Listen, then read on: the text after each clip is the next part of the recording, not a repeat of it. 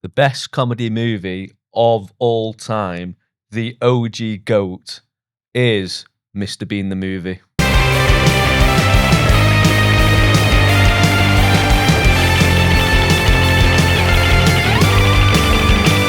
Hello and welcome to the Cinescope podcast, the show where indie filmmaking meets fandom, pop culture, and everything in between. I'm your host, Luke Walters, and each week I'm joined by a gaggle of fellow creatives, actors, writers, producers, everythingers, and we're going to be doing a deep dive into the world of movie, TV, and what really happens behind the scenes. And again, I am with Mr. 50 Shades himself, James Dorman. Or Mr. Time Machine, or he's level pegging with Mr. Carl, in terms of awards. So, or John Smith as he signs the checks. Yeah, and we are with Mr. Captain America himself, Jamie Carroll. Thank you for having us gaggle of. I keep calling everyone a Thanks for letting me be part of your gaggle. Yeah, I keep calling everyone a gaggle. I don't know why. So for today's podcast, in light of Naked Gun coming out, it would have been out for a while now. We're probably left cinemas by the time this podcast comes out. It's out on DVD. Do they still make DVDs now? VHS. Physical media is making a comeback. Woohoo! We're going to be talking about comedies, and we're going to be debating what's the best comedy of all time. And as some of you will probably notice, I am wearing a Welsh rugby shirt. That's because the current rugby team is an absolute joke. We've only had one win in 18 months, and it's laughable how bad we are. Now we've got that out of the way, because I get constant messages about how bad Wales are. Let's talk about real comedy. So the format of this is we're going to open it up to James, Jamie, and myself. We're each going to pick a movie, a film. We're going to talk about it, and then we're going to explain why that is the definitive best comedy of all time. And just don't forget, if you don't like, if you have a movie that you're very passionate about, just because we might not like it, and if we have a movie that we like and you don't like it, you're wrong. Essentially, all opinions matter here, but this is actually going to be the definitive best comedy of all time. This argument is gonna go, and I got a funny feeling this is going to be horrendous. So, Hope so. This is going to be awful. I'm dreading this one. So, Mr. James Dorman, I'm opening it up to you. What is, in your argument, the best comedy movie of all time? The best comedy movie of all time is Airplane. Okay. I was going to make a joke then, but I just... No, go on. What? No. Oh, no. no. No, Okay. best not made those. No, I knew exactly where he was going, just like the planes. Okay. Jamie? I made a joke. That's not the joke I was going to make, but it's... No, so go on. Yeah, No. I'm going to... So why is, in your opinion... Oh, go straight into it. Oh, Go straight no, into it. okay. I'll open it. Jamie, what is, in your opinion, the best comedy movie of all time? The best comedy movie of all time, the OG GOAT, is Mr. Bean the Movie. Being the ultimate disaster movie. Absolutely. Come out swinging. I'm going for it, this one, yeah. In the previous one, you said Super Mario's. Right, Now you're yeah. going full Mr. Bean. No, Mr. Bean. That's my trump card for this podcast. Okay. And in my opinion, the best comedy movie of all time is Hot Fuzz. And that is... What a surprise. I knew he was going to go for that. Why, and that is the end of it, because Hot Fuzz is the best. Thanks for listening. Thanks for joining us. And we will see you all now. So, James, please do tell me why you think Airplane is the definitive comedy movie. Because it is just distilled, crystallized comedy. There is not a second of wasted motion, not a wasted frame. Everything that isn't a punchline to a joke is a setup to a joke. There's sight gags all over the place. There is a gag for every single type of comedy sensibility, and I think every single one of them lands. It's still funny now. Even the stuff that was funny because it was a reference to something at the time somehow endures. Like the Jim never has a second cup of coffee at home was referencing a commercial that came out decades before I was born. I still think it's really funny. And its impact and its legacy is so lasting that it changed the career trajectory, and also like the cinematic legacy of really successful, respected, established actors like Robert Stack, Peter Graves, Lloyd Bridges, and obviously Leslie Nielsen. It completely reshaped their whole careers because of how good a comedy it was. Bonsoir, Carroll. Why Mr. Bean? It's Mr. Bean. Oh, Bean, the ultimate movie, whatever it is. It's Mr. Bean. It's British, and us Brits do comedy the best. than any other nation on this planet. For me, In the world. For me, it's more than just like Mr. Bean. It's like we'd taken what was good about the physical comedy, Charlie Chaplin's Laurel and Hardy, and we made it quintessentially British and awkward and funny, but also it has that heart as well, which is like I like that. The heart. The heart.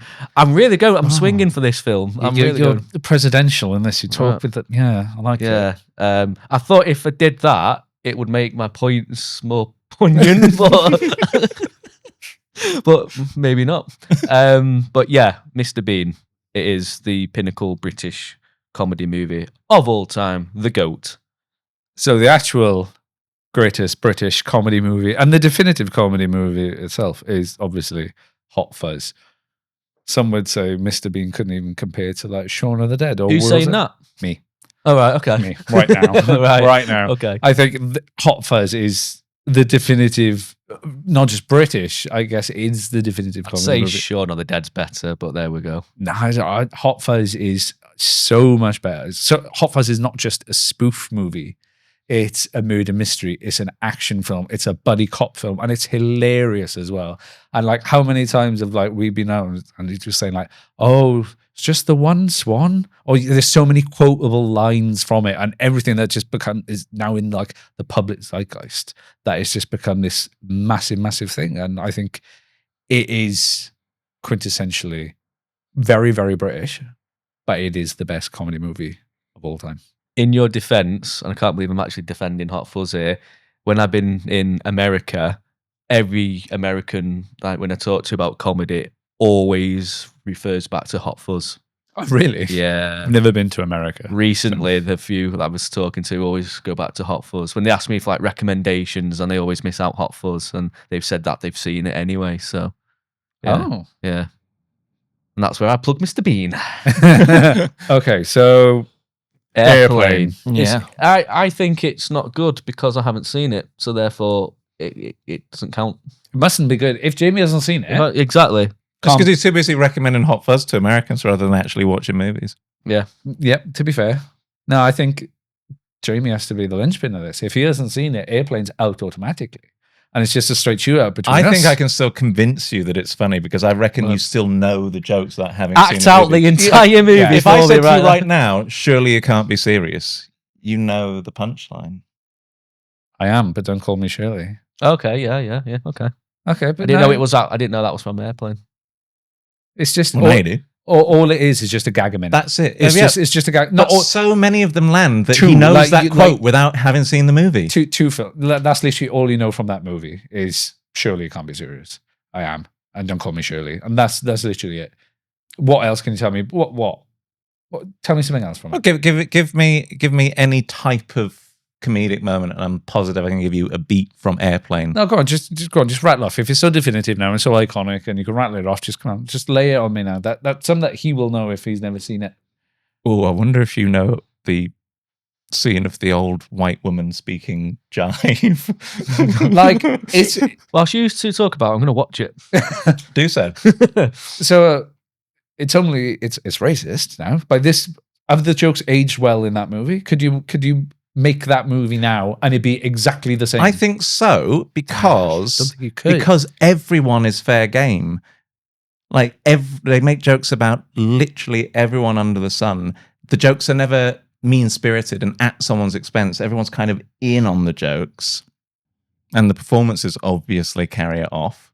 And it's weird for something that it feels improvised, but it's not, because you couldn't get that precision of setup punchline without it being something that was meticulously crafted.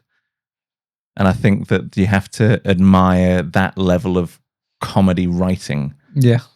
And it's clearly timeless because obviously Abrams Zucker then made the Naked Gun movies, which is why we're here talking about it today. Yep. So what is the plot of Airplane?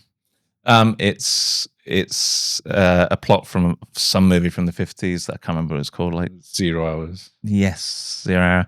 It's the crew of the plane all come down with food poisoning, and it's up to a PTSD-riddled World War II veteran pilot to land the commercial airliner in Chicago. Does this sound funny to you? Hilarious. But that's like the plot is a scaffold. The plot is to then have all of these gags. It's a framework that the comedy is then built on top of. That's why it was a deliberate mockery and pastiche of that disaster movie. I don't think you could make that movie today. It's like I don't think could you make like a Tropic Thunder today? As Robert Downey Jr. said, you could, but I don't think you could. Like if the new Naked Gun follows the same comedy sensibilities, then demonstrably yes. Well, none of us here have seen the Naked It's Gun, true. so we can't comment on it, unfortunately. He's got Liam Neeson in it, so you never know. No, oh god, oh no. Yeah. I mean, like realistically, then. So I'd argue and say probably, if you're going that time, I'd say Blazing Saddles is a better comedy movie than Airplane. I know they're not demonstrative; you can't compare them. But if you're talking about a definitive one from that era, I think you have Dream Wilder. But you couldn't make a Blazing Saddles nowadays. So I don't think you could make.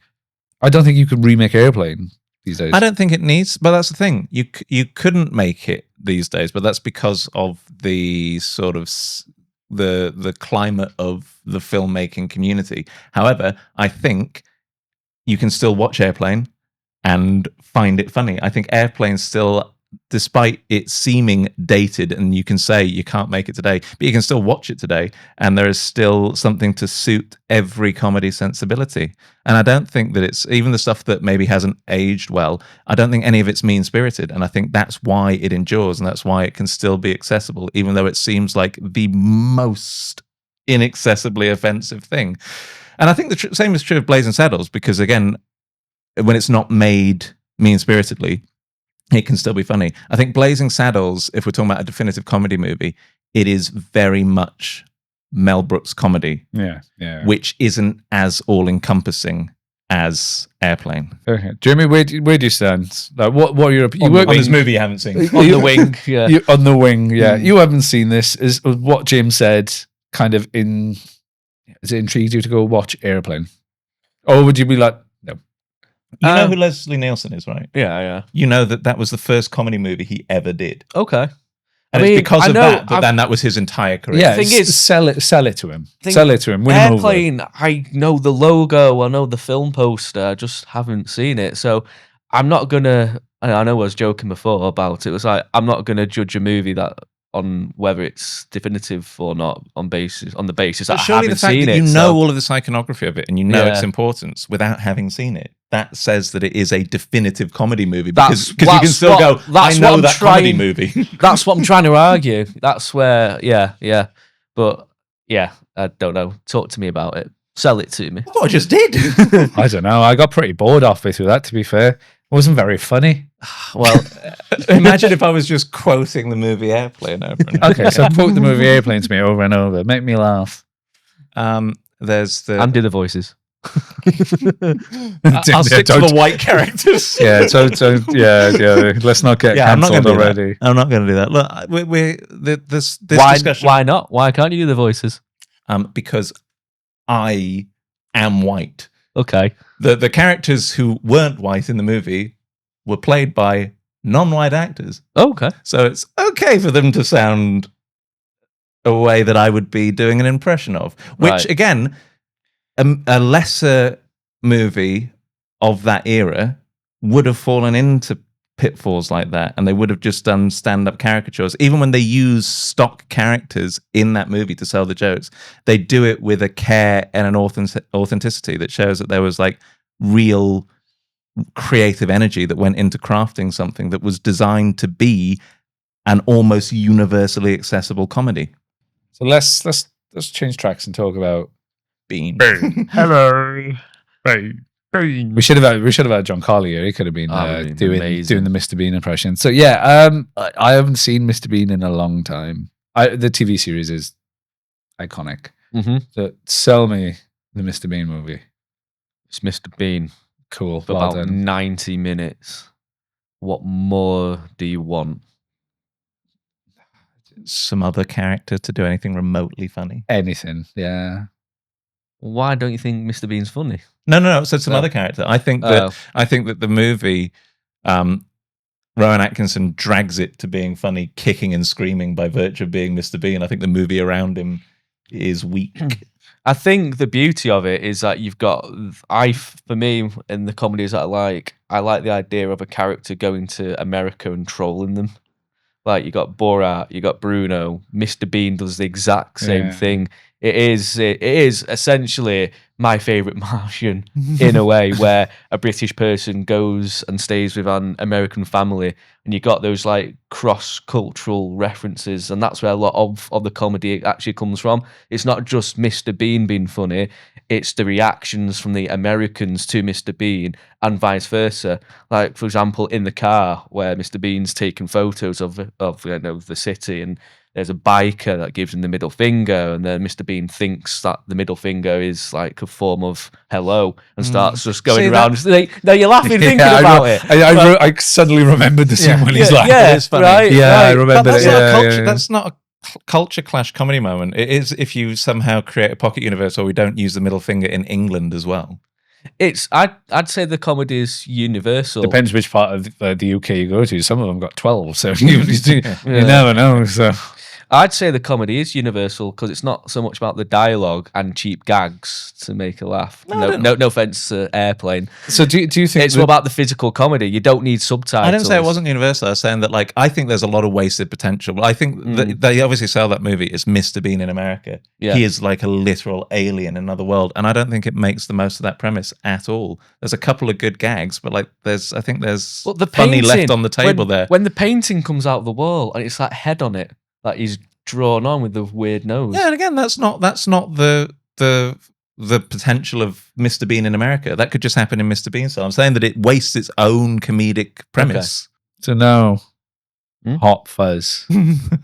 Hot Fuzz. I felt like I got off lightly then. That's great. I feel you did. I think James. To be fair, I'm more in line with James. To be fair, there's not much more else I can add. I was like, James put it across quite eloquently. I just think some of the jokes and some of the gags in the film are recycled from the series, and the series did it better. And I'm just like, cool. Don't get me wrong. It is a funny movie. Is it the definitive? Is it the best British movie? Probably not. That's Hot Fuzz. So. I don't want to argue against Hot Fuzz. There we go. There we go, ladies and gentlemen. And that is the end of the podcast. Hot Fuzz has won. But again, Hot Fuzz. Here we go. No, Hot Fuzz. It is a very strong comedy, mostly by virtue of the acting talent in it. I feel like it wants to be a comedy last over it wants to be a lot of other things first, which again is annoying because a lot of the comedy is then derived from that. But I think that as a pure comedy within that trilogy, Shaun of the Dead probably carries the comedic thread more strongly than Hot Fuzz does. Okay. I don't. I think it knows what it's trying to be, and I think it's very much. Does it?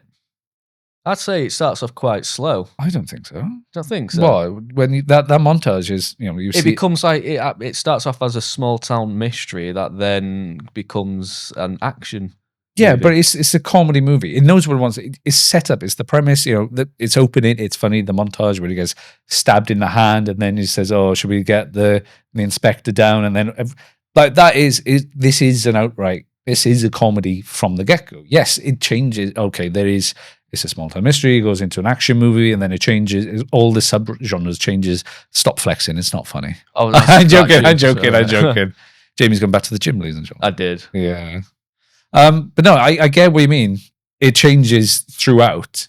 But I think it over relies on parody, and if you're not in the know, if you don't know the genres that it's standing alienates up, is it still the as funny? audiences. Yeah. Like, for example, Mr. Bean relies on physical comedy. You don't need dialogue. It can transcend across cultures. Hot Fuzz.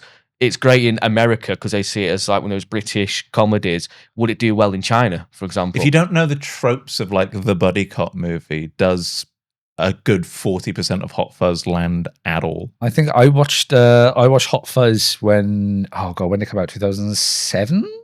Oh, Christ. 2006? 2007? I think I watched Hot Fuzz. I was not of age to watch Hot Fuzz, and I watched it, and I was not watching buddy cop movies at the time, and so I didn't know. I went into it blind, and I thought it was absolutely hilarious. I got it, and I enjoyed it, and it's still one of my favorite films today. And I absolutely got it. And I went there as a kid, I think. Kind of outing my parents right now, or my uncle who took me to the cinema to watch it.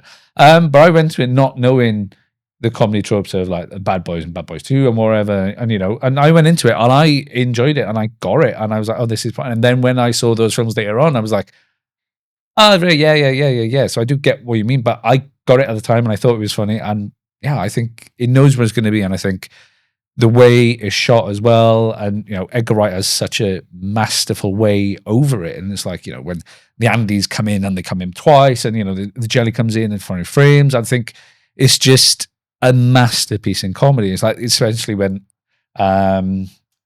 Nick Frost ends up in prison for pissing on the thing, and then the next day he pops up behind him. I think it's subverted completely, but it's at its high. It's an out and out comedy. It knows what I want to be. It's out and out comedy, but it's a homage to everything that come before, and it's great to see. Do you not think it suffers from jarring tonal shifts? Like 1 minute it can be quite dark, and then the next it's satirical, and then the next it's sort of like slapstick comedy, which I know you also hate. You do hate slapstick comedy.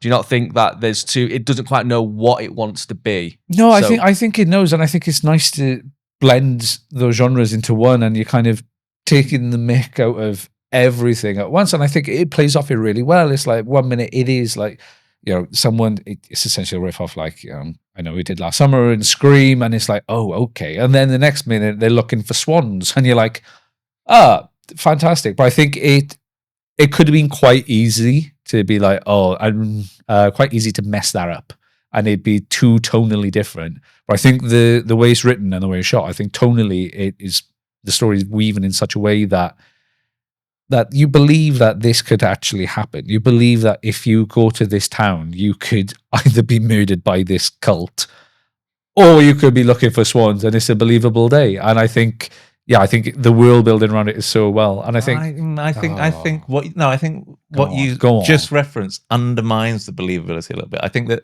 the tonal shift. I don't think you haven't been to South Wales. Well, I do.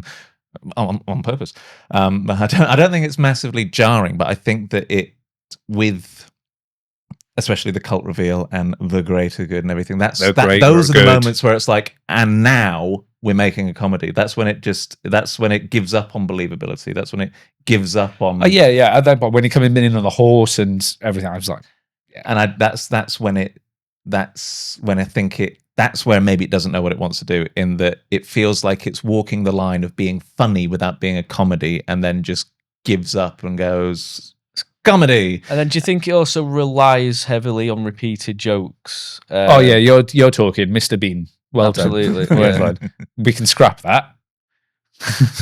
Mr. Bean is just an entire... I'm not even finished my question. No, come on then. Go on. It's all right. Don't get to it. Come on. Hold me back. Order. So what I was going to say before you got really like agitated there, are you okay? Are you sure you're okay? I'm rearing to go. Ready? Okay. So as I was saying, like, in terms of like the jokes that are set up and then repeated, do you not think that it relies on those repetitive jokes rather than finishing the final act with fresh jokes? Yeah, comedy comes in threes, not 33s. Hey, the more jokes, the better. You're one talking. Aeroplane. Different jokes. Aeroplane putting the gag in it. Yeah, like, different gags though, not the same gag. I mean, 2 of them land. I mean, I do think it has different jokes. I mean, it is like they all land. Like Hot Fuzz is funnier than Mr. Bean. I think we can agree on that. Okay. Yeah. Right. Okay. Cool. I just feel like it's weird to say because it is such a funny movie, but I think this was almost the experiment of Hot Fuzz after Shaun of the Dead, was to be like, can it still be funny, but we're not making a comedy? Like, it's funny because of the tone of the writing and the talent involved, but it's almost like it's deliberately designed to not be a comedy and see if we can still make it funny. Yeah, I think there's a lot of style over substance with it as well. I don't think so. I think that it's a very rich. I think that the script is very, very. Sorry, I'm getting an absolute battering in this one, by the way. Oh my god. But no, I think it's the script is very rich, and I think that's where a lot of the comedy comes from. That it is a comedy movie, but it's trying not to be a comedy movie. It's trying to be a buddy cop movie and But play can off you on the fundamentally have something that is trying not to be a comedy movie be the definitive comedy movie. Yes, you can. He's going. Yes, you can. You can. It's the Star Wars conversation all over. Should we just keep going because this is really fun. Oh. This one's harder because I am pulling at threads here, but Yeah. No. but they're important threads. Okay. I'm the same. I really do love Hot Fuzz. I just wanted to grill Luke for the podcast. I just watched him sweat. That was just a beauty. So The In-Betweeners is the best comedy Right, movie yeah. of all time. I was thinking about putting that actually.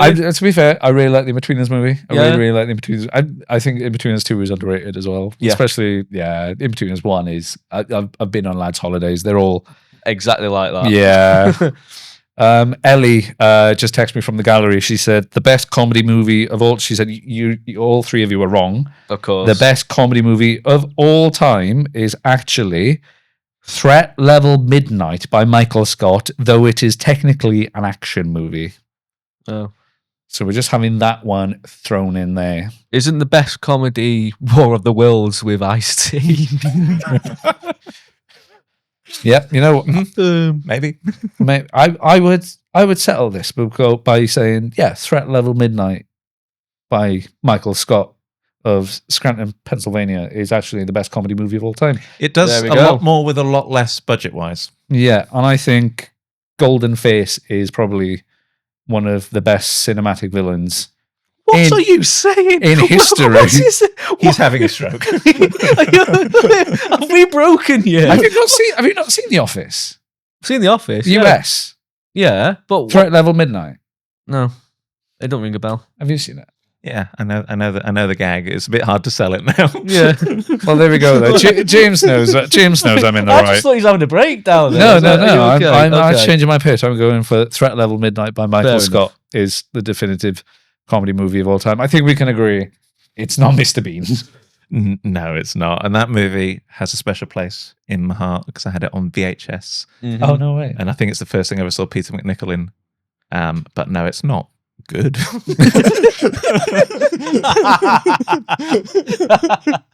I agree. It's not Mr. Bean, unfortunately. I think there's a vast array of other British comedies. Okay. That was all right, actually. I'm pretty proud of that one.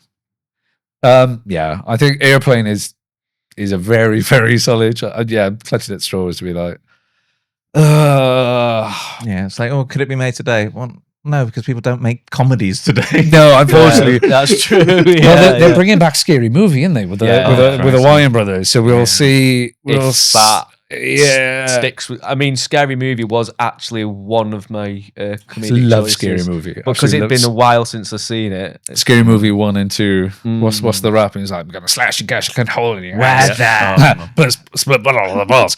Play tennis with your balls. Fuck you like a goat. Peace. And then I haven't obviously seen Scary that movie 2 before. is like, this is my strong.